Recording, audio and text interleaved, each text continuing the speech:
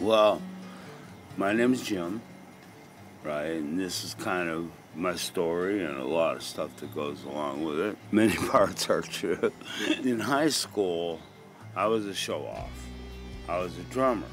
I was also the lead singer in a band that I played drums with. You know, we played old Deep Purple and ZZ Top, and we played just a lot of great cover tunes. What year is This is 1975, 76. And a friend of mine, Michael Ray, drummer for the Hammer Damage Band, he played drums, and they got a gig opening up for David Johansen from the New York Dolls. So he needed a roadie, and I knew how to set up the kit. That night, knowing my personality in a way was stuck out, I was invited to join the Rowdy Roadies road crew team of the Cleveland Agora. So there I was, a stagehand at the Cleveland Agora. Started getting into, you know, the back line scene of it, setting stuff up. And I was real curious about miking up the drums. One night we were doing Bruce Springsteen at the Cleveland Agora, and it was being broadcast over 7 different radio stations across the country. This was Bruce Springsteen's Born to Run album. During sound check, Bruce Springsteen was actually behind the soundboard, and he asked me if I knew, and I was down on the ground, not up on a riser, and he asked me if I knew what he was doing. I said I had a basic idea, right? So we were up at the soundboard. He told me to come up. We were up at the soundboard, and he's showing me where he's adding high end of the kick drum, low end of the kick drum, and this was really fascinating to me. At the end of the night, he came up to me. They made like 15 special T-shirts with the radio stations all around the back, and he walked up to me and he threw it to me, and he was like, "Here, this is for you." And it's cool. And to this day, my brother-in-law down in Florida still has it. He traded it to me for pot, probably. That's kind of what got me started on it. You know, I started getting real interested in it. I was working as like a concierge for the Holiday Inn Plaza in Akron, Ohio. The night after I was doing sound, or I was working the lights actually, and just learning, hanging out with the guys from the sound crew and the lighting crew and the bands. It was Ian Hunter, Mick Ronson, Meat Loaf played. But at the end of the night, I went back to the Holiday Inn and I got on the plaza level. It was cool. And it stops at the mezzanine level, and there's Mick Ronson and Ian Hunter in the elevator passing a bottle of Jack Daniels to each other, and I got in. And so they asked me if I wanted to hit this, and I was like, yeah, sure, you know. And it opened up on the lobby level, and that's where the manager of the hotel walked in and said, "You're fired," right? So I got fired, but again, I got offered a job with the sound and lighting company from Columbus, Ohio, so I went down there. Stone Fox is a real cool studio, and this is where I actually started learning monitors, right? Now, there were 2 owners of this place, Rick and Andy Chappell, unrelated. Andy was the engineer there. He was the one who taught me all about doing the sound. But he went out with a lot of bands. I went out with a lot of bands out of Stone Fox. When Andy was done with the tour, he'd come back and I'd go back out, right? And then when I was done with the tour, I went to rehab. Andy went out, and then I went back to the studio. But Rick, on the other hand, his parents were ambassadors to the United States government. They had all kinds of lawyers and all that in his side of the family. But he got heavily involved in the heroin. And so he started making trips to Thailand, and he made a big trip to Thailand. he started selling, bringing back this heroin in double-sealed manila envelopes. He would mail a gram at a time or however he did it. But it was getting everybody at the studio addicted. You know, the Go-Go's asked Margot, their bass player, do you want to do heroin? Do you want to be in the Go-Go's? Right? And she said, I want to do heroin. So they kicked her out. We had a party one night that something like 2,000 people showed up for it. Rod Stewart was there, Tom Petty was there. I had 6 bands, them running back and forth so that we have entertainment going on at all times, you know.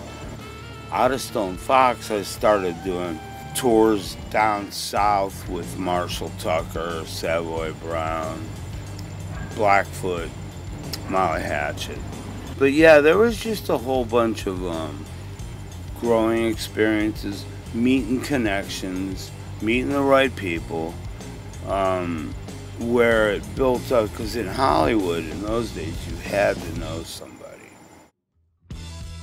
But I also kept close tabs with the being a Cleveland Agora stagehand, and that's when the punk rock scene came in real big. And so the Dead Boys played there one night and asked me if I wanted to go out on a tour with them.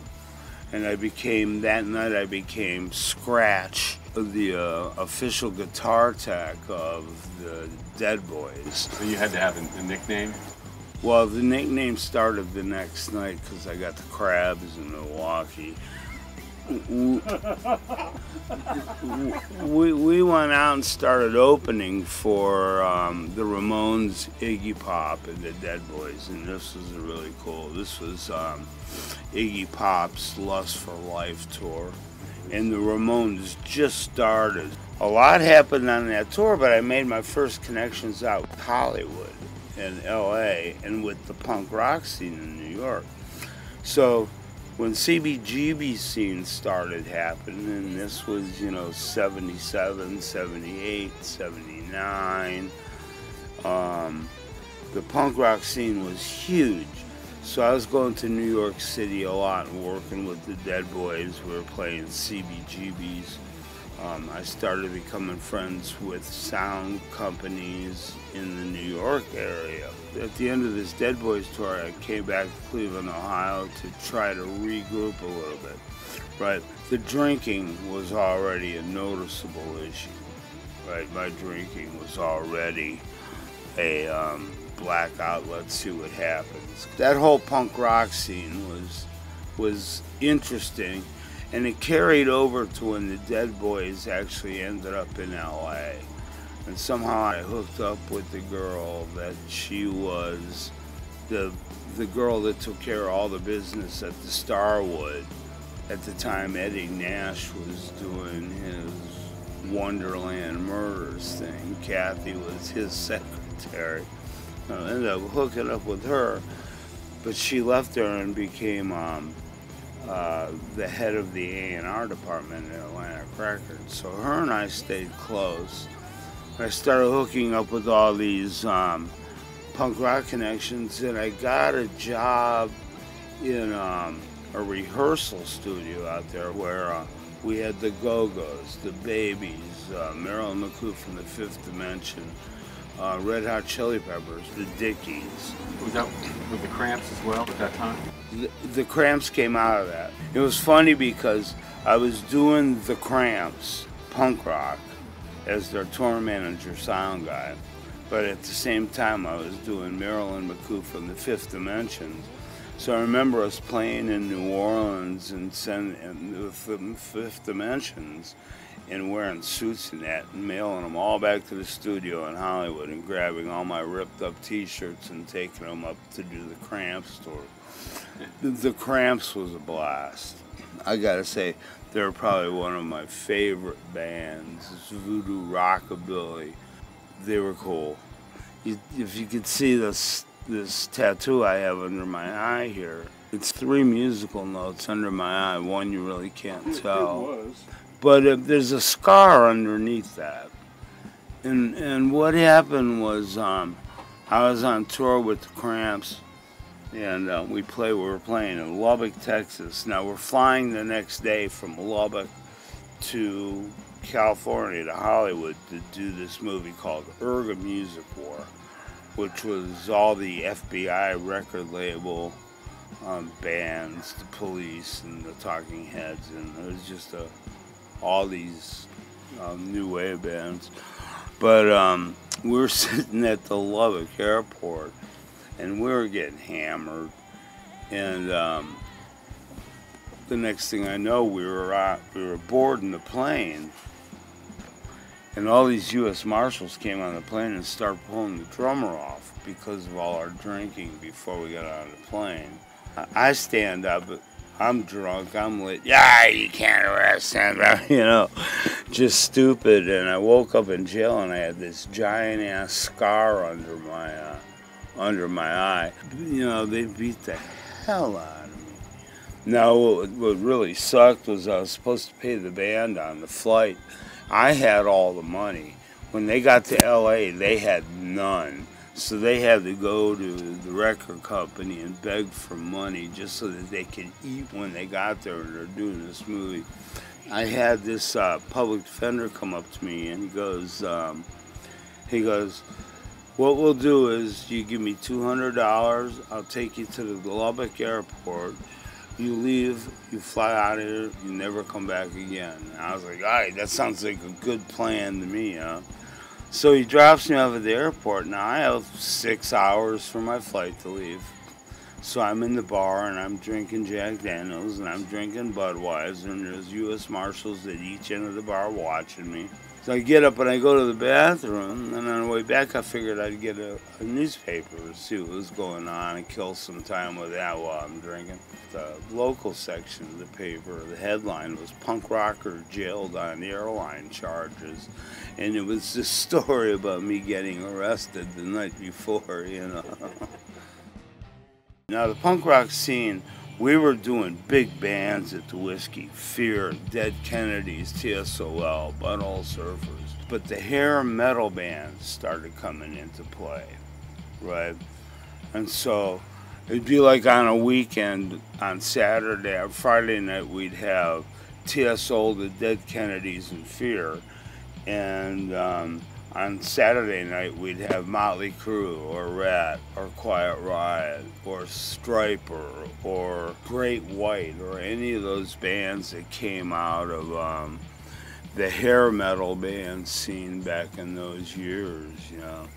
But I got to work with all those guys, just being a stage manager and sound guy, production manager for the Whiskey Go-Go. I went up stage when Rat was playing, and I said, hey, you guys got 10 minutes to go up on stage, right? And the guitar player, Robin, looks at me and he says, well, I don't have my leg warmers on yet, right? And I'm like, well, the show the show cannot go. Well, actually, it was Percy first. The lead singer comes up and says, I don't have my mascara on yet. You know, like, you know, the night before was Fear, you know, and they're just ripped up jeans and old T-shirts that they've had on for a week now. You know, get up there and play, and all of a sudden Percy doesn't have his. So Robin, the guitar player, looks at me and says, I don't have my leg warmers on yet. And I said, dude, the leg warmers are not going to help you play the guitar any better or worse than you already do. God, I remember all these hair metal bands pulling up Striper with their yellow and black, everything, cymbal stands, everything's black and yellow striped. You know, one guy jumps out of the back of a pickup truck that carried their gear. And he's got, you know, those big fuzzy boots? He's got one black one and one yellow one on the other foot. You know, it was like, oh, goodness, getting their stages set up and getting their costumes set up, and I just wasn't all for that. I stayed a hardcore punk guy. This is what ruined my career, and I blame it on, I always knew it, one particular person. I was pretty big time. The man on the street on Sunset Strip. Everybody knew me. I flew in this guy, Mike, from the sound company in Columbus, Ohio, because Andy could no longer do the Whiskey A Go-Go. I was the stage monitor guy, he was the house guy. He couldn't do it anymore, which moved me up to the house production manager stage, and I needed a monitor engineer to come in. And so I brought Mike in. After about 8 months, Mike decided that he really liked my job. We were having a big weekend at the Whiskey with the Motels, the Go-Go's, and Sparks, I believe it was. So I went out and the Whiskey gave me $1,000 to go out and buy some new Sennheiser 421 microphones for the drums. We needed them for the club. So I went and bought these and we used them. Well, the following weekend, the night before Stryper played, we were having a party. My apartment was right next to the Whiskey A Go-Go on Sunset. I had a balcony that overlooked Sunset Boulevard. I had some of the guys from Rat, some of the guys from Motley Crue, a bunch of other people over at my apartment right across the street, because who became my wife, Nicole, used to make like giant spaghetti dinners, and all the guys would come over and we'd munch on them. But we needed some entertainment. So I said, well, why don't we go get the tape? You know, we were doing cassette tapes at the time. I said, why don't you go over and get the cassette player and the tapes? And let's have some music here, you know? And everybody's like, yeah, right. So I don't know how it turned out, but Mike talked me into going over, you know, to the Whiskey, crawling under the stage. Now, the Whiskey stage was awesome. It was like 12 inches tall, and that's the days when Hendrix and Morrison and Janis Joplin would play on this thing, you know. And then it was 2 feet high, and that's when Alice Cooper, you know, and Frank Zappa and all those guys would play. So I go in, I go under the stage, I pull out the power rack, I'm looking at all this years of history. I'm pulling the microphones out.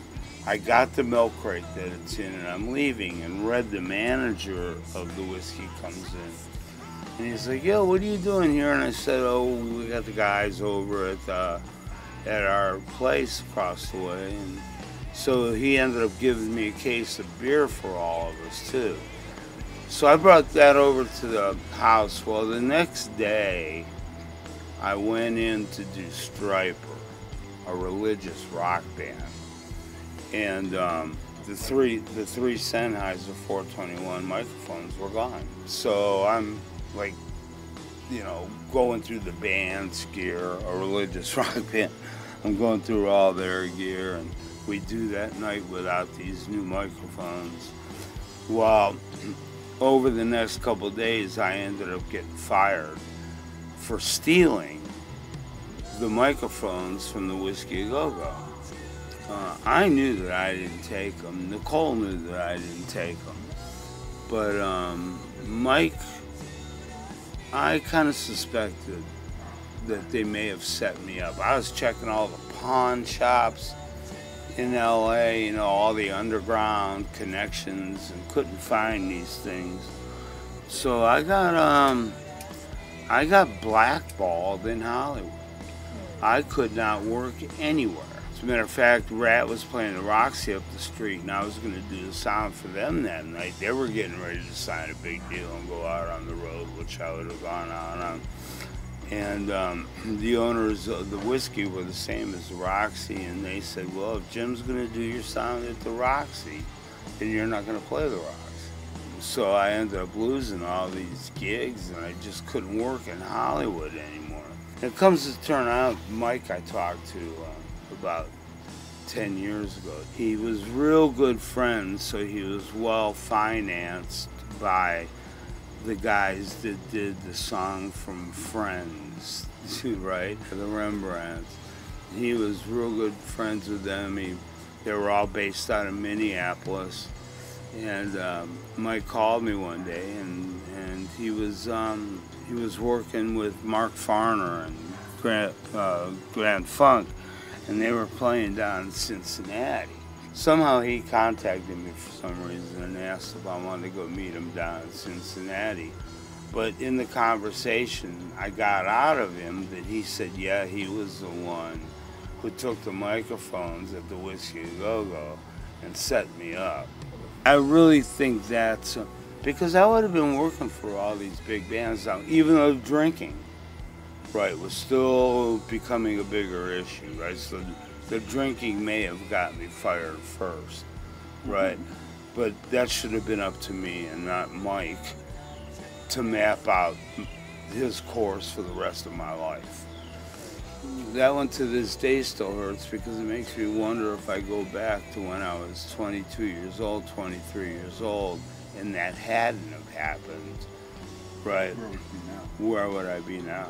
I mean, Andy, my boss, who toured with Michael Jackson and the Motels and all these big bands, he ended up going on to produce the Slaughter Fly to the Angels album.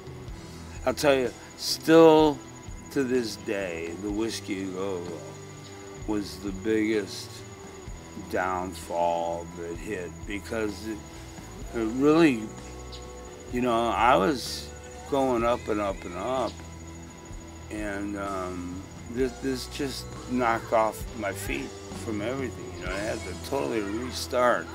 And to find out that one of my best friends did it. Nicole, my wife, turned out to be from right outside of New York City. So we left LA and went to New York. Through my connections and going into New York City, I got a job at a studio there where a lot of the East Coast heavy metal bands were getting signed to record deals. I want to say Metallica rehearsed there. Had to be more like Anthrax. And I remember the one with Susie and the Banshees were playing the Beacon Theater. And I went in there and I started talking to some guys. And that led to me doing monitors at the Peppermint Lounge. Hip-hop just started coming around then. And so one of the clubs that I was doing sound with at the Peppermint Lounge was also called the Latin Quarter, which was the beginning of hip-hop in New York City. It was right there in Times Square. There I was doing LL Cool J, Queen Latifah. Salt and Pepper was another one of these bands that I was doing at the Latin Quarter. We also moved out of the Peppermint Lounge and started doing sound at this club called The World. And this was a huge, upstairs was a 1,200-seat theater ballroom. Downstairs was, if you ever saw the Talking Heads video, burning down the house with that little peacock stage. That was the Crystal Room downstairs. The World also carried over a lot of huge the bands that were also playing at Peppermint Lounge because they brought the same booking agent over. This guy, Frank Rocchio, who brought all these English bands over in the early 60s, started booking the Peppermint Lounge. Well, when that got closed down for mafia reasons, I don't know if we won't put that in there. But when that closed down, he became the booking agent at The World.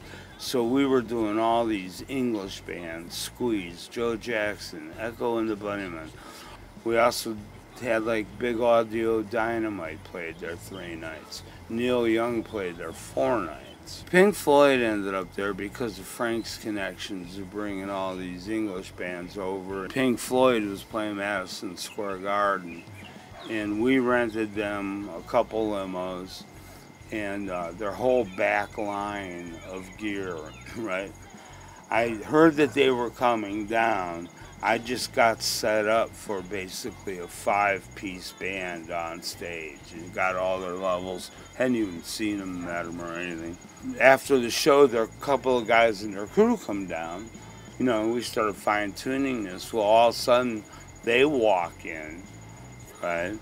Pink Floyd, right? And their entourage in the Crystal Room downstairs of the main ballroom upstairs. and just started jamming blues. And I was right on with my sound, you know, all my guesses, you know, the inputs and all that. It was right, you know. So I know, and I'm listening to it, and the room sounds great. And they played for about, I don't know, a half an hour, right? And I got this mix fine-tuned, you know. And my boss comes up to me and it says, it's time for me to go back up to Times Square in the Latin Quarter because Salt and Pepper are going on and I got to be up there to start their show. And I'm like, oh my God, you know, there's no way I want to leave Pink Floyd to go do Salt and Pepper, right? But I had to. I ended up quitting the world after that. That one sucked. And until I met Steve and he brought up that album, I totally forgot about this thing. With what happened at the Whiskey Go-Go out in L.A., me not having any proof of anything in my whole life and drinking it all away, when you brought that record discography up, it just kind of verified. You know, it's like, all right, there is proof. There is actual verification of something that I had done in my past, right? And so that was really, really cool. You know? From there, I ended up going to the Ritz in New York.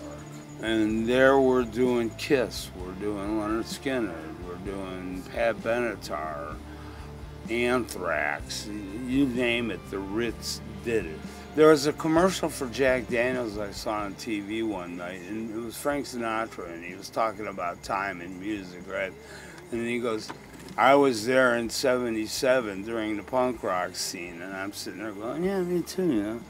And he goes, and then we were there on the Sunset Strip, you know, in '81 with the hair metal scene, and they show Randy Rhoads playing because I got to work with Randy Rhoads, you know, and it's like, I was there. You know, it's like '77, the very beginning of it. '81, all these bands were not, the hair bands were not signed to deals yet. Everybody was wrestling for a record deal, you know.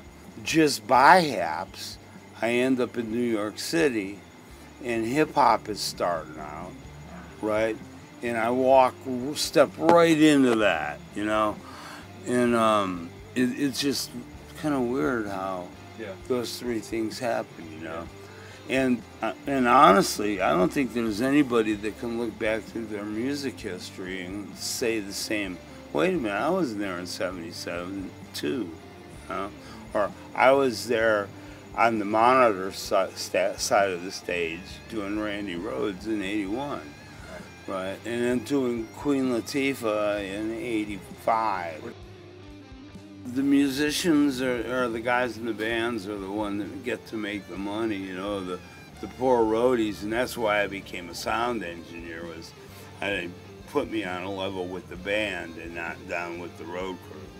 If you could throw them an extra $10 at the end of the night, you know, I think they do it for the love of it. One of my friends on Facebook still today, Dutch, was a roadie, was meant to be a roadie his entire life, you know? And so they're the guys that took off out to Hollywood. Dutch ended up going to England, right, to get in that business and stay in it, because you're not going to make any kind of living doing it for the local bar band, you know, down here. You've got to get out and find a band that's signed to a record deal. I think for those guys, I just think it's a calling. But it really takes a love to want to do it, you know. When I became the guitar roadie for the Dead Boys, right, that was just, it was one, learning something new, right, to expand, you know, my background, right. But it was also, you know, like the other guys on that crew at that time and other crews, is the dedication that they have. You know, a lot of it comes from believing in the that you're working for the musicians that you love.